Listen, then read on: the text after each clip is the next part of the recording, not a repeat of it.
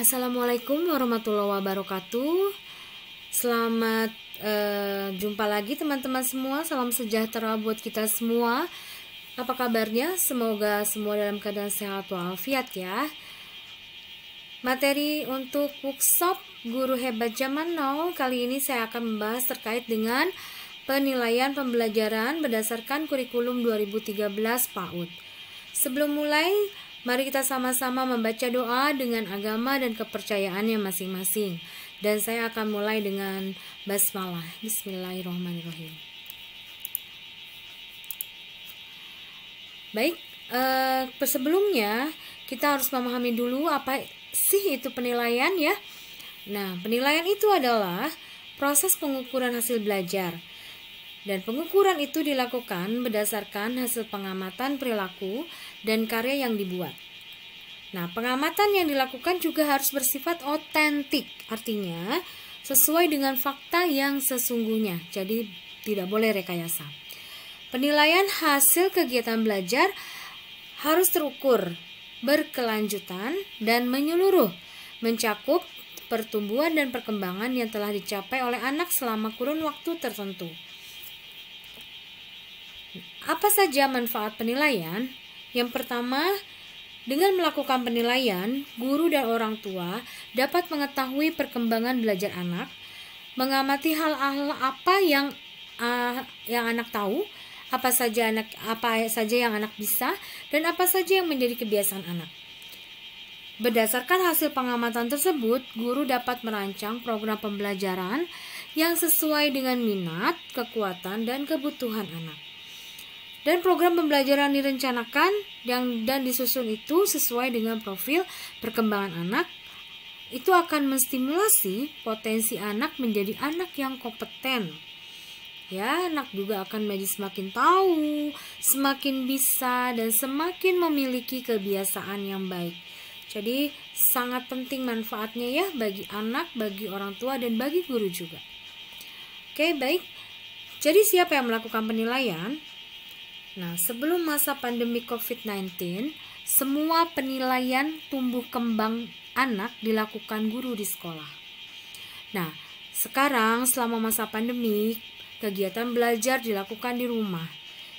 Ya, anak-anak belajar dengan bimbingan orang tua atau pengasuhnya di rumah. Oleh karena itu, penilaian tumbuh kembang anak dilakukan orang tua di rumah dengan bimbingan guru. Dalam hal ini, orang tua memiliki peranan penting untuk mendokumentasikan anak saat bermain dan melakukan aktivitas di rumah. Jadi ya, harus ada kerjasama yang baik antara guru dengan orang tua, sehingga orang tua tahu apa yang harus didokumentasikan. Oke?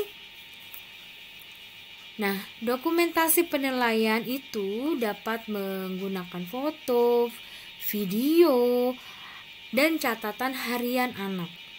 Jadi catatan harian anak ini sudah diberikan kepada orang tua di awal pembelajaran ya, di awal ajaran baru gitu. Dan di sana orang tua juga harus mendapat bimbingan dari guru atau dari sekolah bagaimana mencatat apa saja yang dia amati, apa saja yang dia dengar, apa saja yang dilakukan oleh anak, termasuk juga pertumbuhan fisik anak seperti berat badan, tinggi badan, lingkar kepala. Apabila ini kasuistik ya teman-teman, apabila orang tua tidak mau membuat dokumentasi apapun dengan berbagai alasan, maka setiap satu minggu sekali guru bisa melakukan video call untuk menanyakan langsung kepada anak dan minta anak menunjukkan hasil karyanya ya bila ini terjadi. Atau mungkin karena akses internet tidak ada, tidak memiliki handphone ya, jadi tidak bisa membuat foto dan video, orang tua juga dapat diberikan catatan harian. Catatan harian itu sebagai bukti dokumentasi orang tua untuk kegiatan anak di rumah. Ya, bila ternyata juga orang tua tidak mau mencatat di catatan harian anak itu dan tidak mau membuat foto dan video, Jadi orang guru dapat melakukan home visit dengan sepengetahuan orang tua itu, ya, seminggu sekali ya untuk itu. Nah, seluruh dokumentasi itu diserahkan guru setiap 1 minggu sekali. Setiap 1 minggu sekali. Kemudian guru menyampaikan materi pembelajaran untuk 1 minggu ke depan kepada orang tuanya.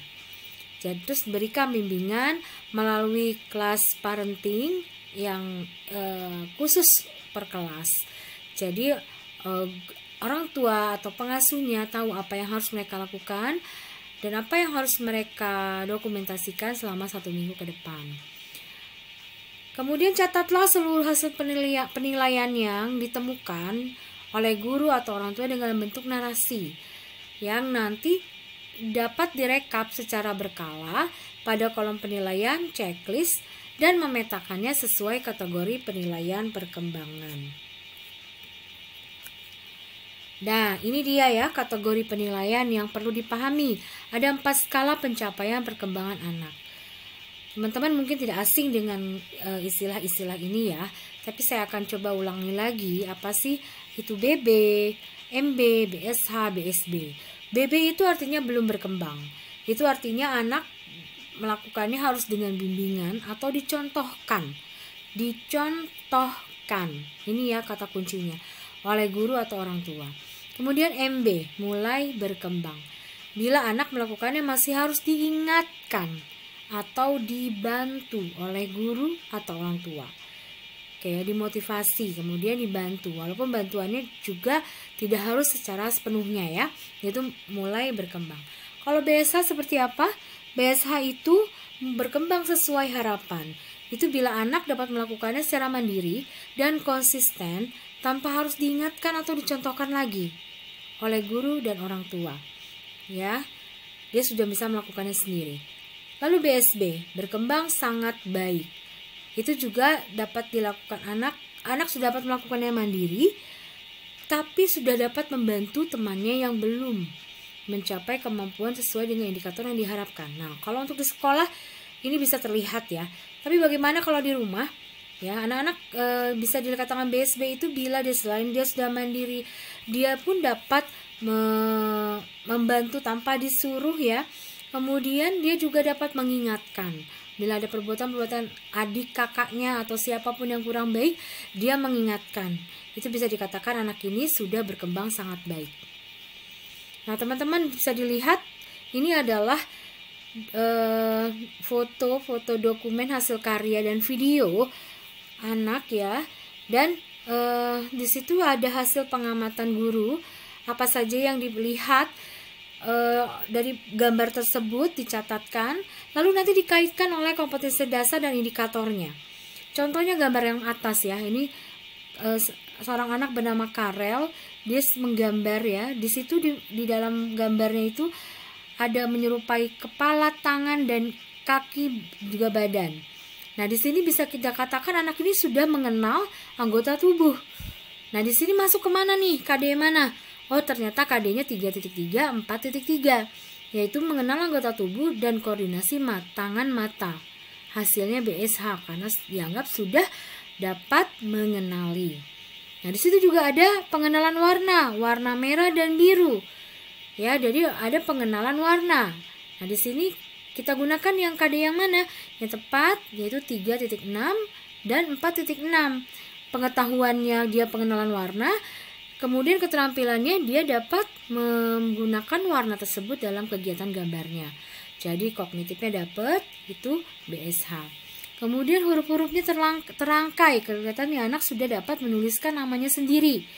Nah, di situ bisa dikatakan anak sudah mengenal keaksaraan, menuliskan huruf-huruf. Di sini menggunakan KD 3.12 dan 4.12. Seperti itu ya. Jadi semakin detail pengamatan kita akan banyak menemukan KD-KD yang muncul ya, kompetensi dasar, kompetensi yang muncul pada produk itu atau pada unjuk kerja yang dia lakukan ya. Bisa kalau unjuk kerja harus dilakukan melalui video. Oke. Nah, ini rekapannya setiap bulan ya. Pokoknya jangan lupa setiap gambar, video, foto itu harus mencantumkan atau dituliskan tanggal dan bulannya. Kemudian nanti direkap dalam bulanan. Nah, teman-teman perhatikan di dalam rekap bulanan, di sini ada lingkup perkembangan yang 6 aspek itu. Kemudian di sini ada kompetensi dan indikator, adalah kompetensi dasar dan indikator yang ditemukan pada saat kegiatan belajar atau mungkin sudah ditentukan sebelumnya melalui RPPM atau dan RPPH. Oke. Kemudian di sini kegiatannya melalui video dan di sini ada produk, ada hasil karya. Ya, di sini video kegiatannya apa terkait dengan terbiasa menyebut nama Tuhan sebagai pencipta. Dia berkembang berkembang sesuai harapan. Hasil karyanya juga berkembang sesuai harapan. Jadi hasil akhirnya berkembang sesuai harapan. Oke ya, itu ya yang perlu dipahami. Nah, di sini ini yang penting dalam rekapan semester, akhir semester. Ya, di sini ada identitasnya, ada nama dan usia. Dan di sini teman-teman merekap setiap hasil bulanan. Tadi kan bulanan ya. Kemudian direkap di sini di semester. Ada satu semester ada 6 bulan. Kalau misalnya ada yang mid semester berarti sampai 3 bulan saja. Nah, di sini semua KD dan indikator diuraikan ya. Yang diperoleh diuraikan ya berdasarkan aspek-aspek perkembangannya. Lalu hasil setiap bulannya itu ketahuan kan di sini masuknya hasil capaian akhirnya setiap bulannya apa. Nah, yang ingin saya jelaskan di rekapan semester ini, teman-teman perhatikan yang di atas BSH semua flat. Berarti dia nilainya simpulan umumnya adalah simpulan akhirnya adalah BSH. Yang kedua, BSB semua flat. Berarti hasil umumnya adalah BSB. Jadi dia dari 1 sampai 6 itu sama, stabil. Oke. Nah, di sini bila ditemukan ada skala perkembangan yang naik turun. Ya, di sini diperhatikan BB, BB, MB, MB, MB, terakhir BSA. Jadi ada progres peningkatan. Walaupun BSA-nya cuma 1, tapi dia ada posisinya di akhir di bulan ke-6, berarti kesimpulan akhirnya dia sudah berkembang sesuai harapan yang tertinggi. Yang tertinggi yang dilihat, ya. Oke. Karena posisinya di paling akhir. Terakhir setelah dia sudah MB begitu banyak, tapi ternyata terakhirnya dia bisa. Berarti sudah sesuai harapan di akhirnya. Lalu bagaimana apabila yang tertingginya berada di posisi tengah? Seperti ini ya. BB, BB, MB, BSH, MB, MB. Lalu hasilnya apa? Nah, teman-teman kalau dilihat seperti ini, di bulan keempat dia sudah BSA, tapi bulan kelima dan 6 dia menurun jadi stabil MB. Jadi teman-teman bisa melihat mana yang terbanyak, ya, mana yang sering muncul.